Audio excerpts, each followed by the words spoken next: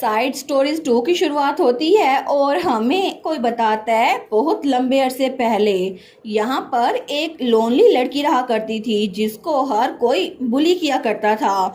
और एक lonely boy था जिसकी आंखों से हर कोई डरता था। लेकिन एक दिन उस लड़की ने देखा कि वो लड़का रात के वक्त आसमान में अकेला भटक रहा है।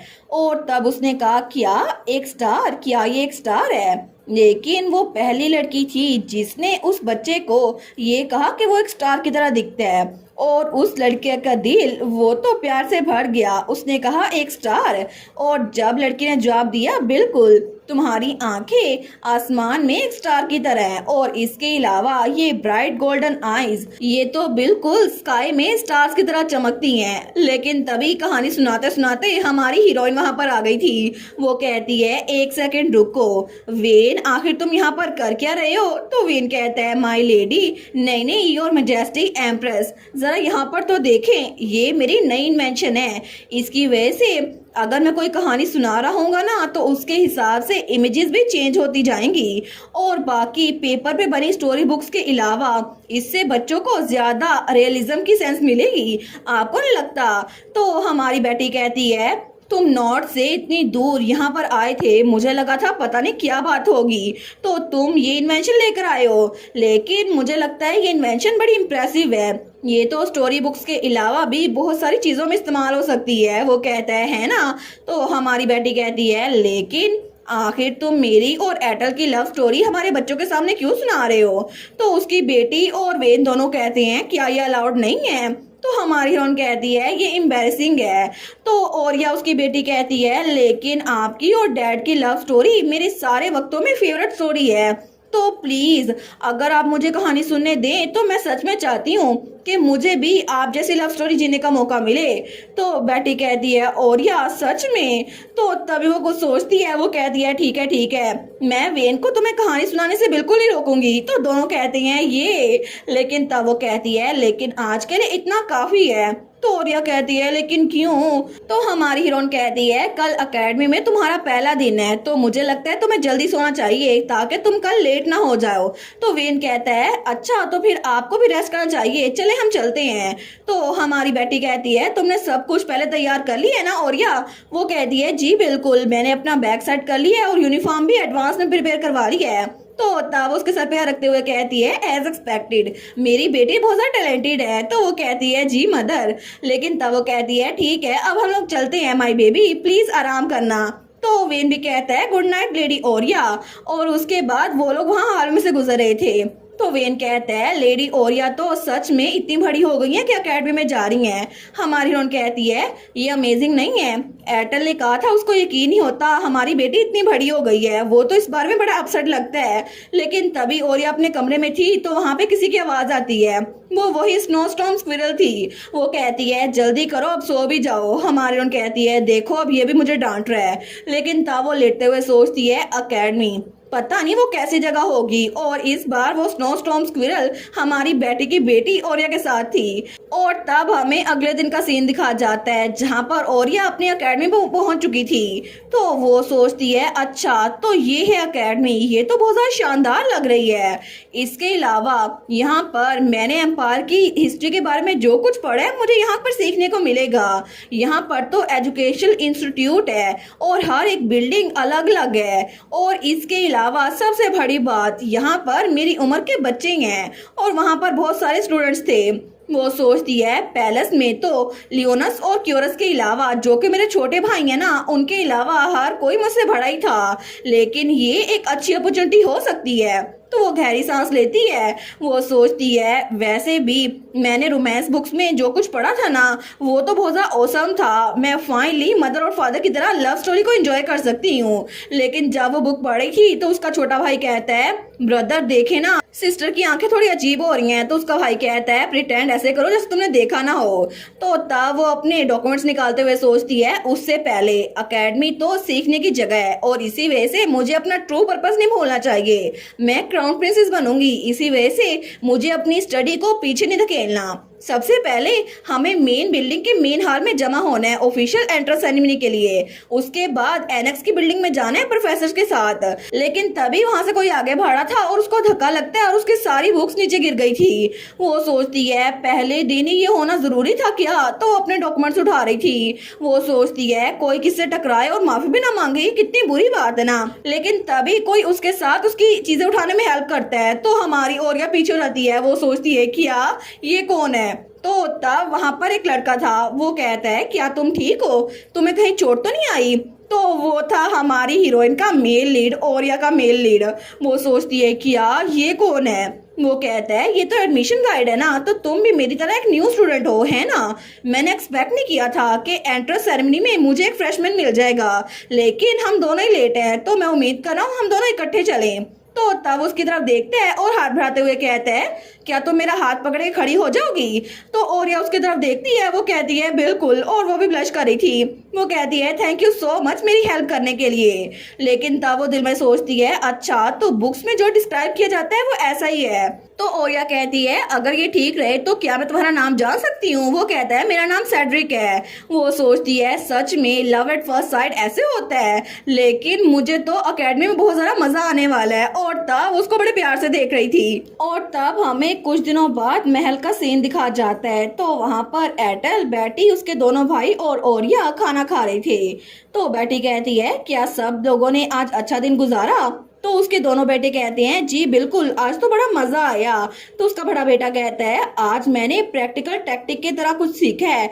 मैं तो सच में बहुत ज्यादा मेहनत करूंगा ताकि मैं ग्रैंडफादर के साथ एक्सपीडिशन को ज्वाइन कर सकूं। तो उसका दूसरा बेटा भी कहता है मैंने बहुत ज़्यादा न्यू इन्वेंशंस की हैं, बड़े डिज़ाइंस बनाए हैं, और जब मैं अगली बार वेन को विजिट करूंगा ना या वो यहाँ पर आएगा तो हम दोनों मिलकर इम्प्रूव करेंगे। तो उसका भाई कहता है तुमने क्या बनाया है। तो वो कहता है ये सीक्रेट है, मैं एग्जीबिशन में एंटर होने वाला हूँ ना इसी वजह से। तो एटल कहता है ओरिया तुम्हारे बारे में क्या आज अकेडमी में कुछ हुआ है। तो ओरिया स्माइल करते हुए कहती है नहीं। हमारी हीरोइन कहती है सच में क्या तुमने बहुत सारे दोस्त बना लिए हैं। वो कहती है नहीं नहीं ज्यादा नहीं, लेकिन मेरा एक दोस्त है जिसके साथ मैं टाइम गुजारती हूँ। तो हमारी हीरोइन कहती है फिर भी तुमने अपनी उम्र का एक दोस्त बनाया है, जैसे तुम अकेडमी में गई हो। वो कहती है बिल्कुल, सेड्रिक तो मेरी तरह बहुत ज्यादा अच्छा है। आज सेड्रिक और मैं स्कूल गेट से इकट्ठे आगे गए थे। तो एटल उसकी बात सुनकर शॉक हो गया था। तो वो कहती है और हमारी मॉर्निंग हिस्ट्री क्लास में मैं सेड्रिक के साथ ही बैठी थी और मैंने और उसने इकट्ठे लंच भी किया था। और उसके बाद सेड्रिक और मैं गार्डन में वॉक करने के लिए गए ताकि खाना हजम हो जाए, और मैंने दोपहर की क्लासेस भी सेड्रिक के साथ अटेंड की। तो ये सब कुछ सुनकर हमारे एटल के पसीने छूट रहे थे। वो कहती है हालांकि जब स्कूल एंड हुआ था ना, सेड्रिक ने मुझे कहा था कि हम लोग सेफली वापस जाएं। तभी एटल कहता है रुको रुको आर्या, मुझे एक बात तो बताओ, तुम्हारा वो दोस्त सेड्रिक जिसका नाम तुम बार बार ले रही हो, क्या वो तुम्हारे लिए बहुत ज्यादा स्पेशल है। तो आर्या कहती है क्या क्या मतलब स्पेशल। तो एटल कहता है अहम, मेरा मतलब है कि जिसके लिए तुम्हारे पास रोमांटिक फीलिंग्स हो। तो उसका छोटा बेटा सोचता है रोमांटिक फीलिंग्स वो क्या होती है, और वो स्नोस्टॉर्म को कुछ खिला रहा था। तो आर्या कहती है अच्छा वो मे भी ऐसा हो सकता है, मुझे तो ऐसा ही लगता है। और तब वो तो बड़ी क्यूट सी लग रही थी। तो उसकी बात सुनकर एटल कहता है अच्छा ये बात है, लेकिन तब उसने कुछ रिएक्ट नहीं किया था। और थोड़ी देर बाद जब एटल और बैटी कमरे में जा रहे थे तो हमारी हीरोइन सोचती है ये कितना अनएक्सपेक्टेड था ना, मुझे लगा नहीं था ये इतना कामली एक्ट करेगा। वो कहती है एटल क्या तुम इसके साथ ठीक हो। वो कहता है क्या मतलब किसके साथ।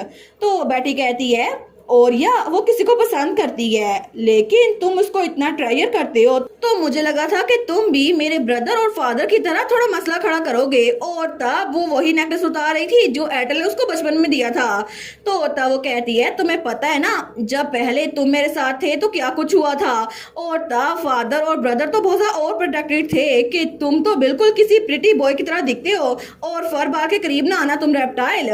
वो कहता है काम ऑन, मैं ऐसा कैसे कर सकता हूँ, अगर कुछ भी है तो मैं उसको कांग्रेचुलेट करना चाहता हूँ। तो बैटी कहती है सच में, फिर तो अच्छी बात है, मैं तो ऐसी फिक्रमंद हो रही थी, लेकिन एटल तुम सच में से कुछ नहीं करोगे ना। वो कहता है हाँ हाँ बिल्कुल भी नहीं। लेकिन तब वो कहता है स्टार मुझे थोड़ा काम है तो मैं थोड़ा काम करना हूँ, तुम आराम से सो जाओ, मैं काम करके सो जाऊंगा। वो कहती है ठीक है, लेकिन ज्यादा देर तक जागते ना रहना। वो कहता है फिक्र ना करो। तो तब बैटी आराम से सो गई थी, लेकिन एटल वहां पर लेटर लिख रहा था और तब उसने पूरा लेटर लिख लिया था। वो कहता है ये काम हो गया बिल्कुल टाइम पर। और तभी वहां पर एक पंछी था, तो तब वो लेटर उसके पाँव में बांधते हुए कहता है ये लेटर इसको बहुत ज्यादा अर्जेंटली पहुंचाना होगा, प्लीज मेक श्योर करना कि ये नॉर्थ में सेफली पहुंच जाए। और तब हमें अगली सुबह का सीन दिखाया जाता है जहाँ पे आर्या फिर से एकेडमी जाने के लिए तैयार थी। वो कहती है ठीक है अब मैं चलती हूँ। तो बेटी कहती है आराम से जाना, केयरफुल होकर। वो कहती है जी। तो तब आर्या कहती है स्नो स्टॉर्म तुम घर को अच्छे से देखना। और तभी जब वो ऊपर देखती है वो कहती है क्या, क्योंकि वहां पर वेन की फ्लाइंग कैरेज में हमारा कालीतूस और ड्यूक असलान वो आ गए थे। वो कहती है ग्रैंडपा और अंकल कालीतूस। लेकिन तभी वो उसके सामने आते हैं तो वो कहती है सच में आप इतनी जल्दी सुबह सुबह यहाँ पर क्या कर रहे हैं। तो दोनों कहते हैं आर्या आखिर वो लड़का सेड्रिक, उसका नाम यही था ना, वो तो बड़े खतरनाक लग रहे थे। तो बेटी हमारे एटल की तरफ देखती है तो एटल सोचता है लगता है मैं पकड़ा गया। तो औरया तो बड़ी कंफ्यूज थी। तो हमारी बेटी कहती है कल तुमने कहा था तुम इसके साथ बिल्कुल ठीक हो, आज तुमने इन दोनों को बुला लिया। वो कहता है लेकिन स्टार। तो तभी हमारी हीरोइन का फादर ड्यूक कालीतूस उसके सामने झुकते हुए कहता है मेरी बात सुनो औरया, तुम अभी छोटी हो लेकिन तुम्हें ये बात पता नहीं है, हमारी फैमिली में जनरेशन से एक ओल्ड स्टोरी चलती हुई आ रही है। अगर एक अनमैरिड मैन और अनमैरिड वुमेन एक दूसरे को शादी से पहले किस करे ना तो वो लड़का उसी टाइम मर जाएगा। मेरे बहुत सारे दोस्त इसी वजह से हेवन में चले गए हैं और अगर सेड्रिक ने ऐसा कुछ करने की कोशिश की ना तो मैं उसको मना करना पड़ेगा। तो कालीतूस भी कहता है बिल्कुल तुम इसका जान बचानी पड़ेगी। तो तब उसका ग्रैंडपा कहता है और मैं तो बस ये इसलिए कह रहा हूँ हाथ पकड़ना बिल्कुल फॉरबिडन है। तो कालीतूस कहता है जब एक यंग मैन और वुमेन हाथ पकड़ते हैं ना तो उस आदमी का हाथ कट जाता है। तो आर्या कहती है ग्रैंडफादर अंकल आखिर कौन इस बात पे यकीन करेगा। तो ये बात बेटी के दिल में जाकर लगती है क्योंकि उसने बचपन में इस बात पे यकीन कर लिया था। तो आर्या जाते हुए कहती है सेड्रिक और मैं सिर्फ दोस्त ही हैं, इसी वजह से फिक्र ना करें, मैं इसको खुद ही हैंडल कर लूंगी। तो कालीतूस कहता है आर्या श्योरली तुम उसके प्रिटी फेस की वजह से उस पर मर नहीं मिटी ना। तो उसका ग्रैंडपा भी कहता है एक आदमी का चेहरा सब कुछ नहीं होता। तो आर्या कहती है बिल्कुल भी नहीं, ऐसा कुछ भी नहीं है, मेरे लिए सेड्रिक का चेहरा सिर्फ वही सब कुछ नहीं है, वो बहुत ज्यादा अच्छा है। सेड्रिक बिल्कुल फादर की तरह काइंड है और वो तो बिल्कुल ग्रैंडफादर की तरह वार्मली एक्ट करता है और अंकल कालीतूस की तरह स्ट्रॉन्ग है। इसी वजह से मुझे सेड्रिक पसंद है क्योंकि वो आप तीनों की तरह दिखता है। आप बिल्कुल फिक्र ना करें, वो बहुत ज्यादा अच्छा लड़का है। तो उसकी बात सुनकर फिर से तीनों शॉक हो गए थे, वो बेचारे कुछ बोल ही नहीं पाते। और इसी के साथ ये वाला पार्ट यहीं पर ख़त्म। तो आप लोग बताइएगा आप लोग को ये पार्ट कैसा लगा और वीडियो को लाइक और चैनल को सब्सक्राइब लाजमी कीजिएगा। बाकी वीडियोस का लिंक भी स्क्रीन पर नज़र आ रहा होगा तो काइंडली उनको भी चेकआउट कर ले। और thank you so much for watching my videos. Stay safe, bye bye.